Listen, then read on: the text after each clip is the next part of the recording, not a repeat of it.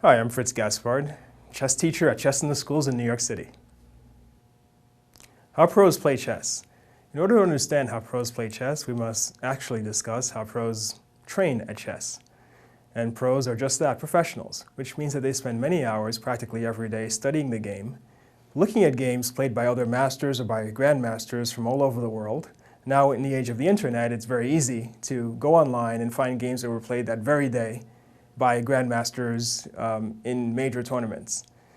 So pros basically study those games. They study key positions that must be known in order to play really good tournament chess.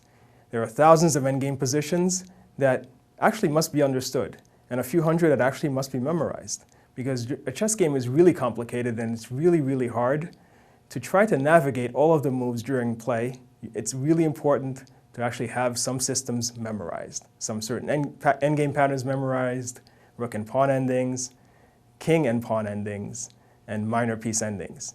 It makes it much easier to think about where you want to go if you already envision a final position. Amateurs and novices, unfortunately, don't know enough patterns, so we sort of make it up as we go along. Professional players come to the board very well prepared.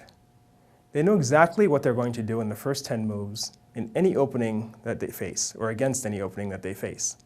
Whether it's a Caro-Kann, or a Sicilian, or a French defense, if they happen to be a king-pawn player, or if they move their pawn from e2 to e4 in the first move, they can expect any of those systems. They might get an Aliekin's defense from their opponent. So they must be prepared. Actually, at the highest levels, sometimes they're prepared 20 or 30 moves deep. And very often there are surprises, because now with databases and chess engines, players can work with their trainers and their coaches and come up with new moves and old variations and really befuddle their opponents. So that is one thing that professional players do that amateur players almost never do. And of course, we've talked about the endgame positions.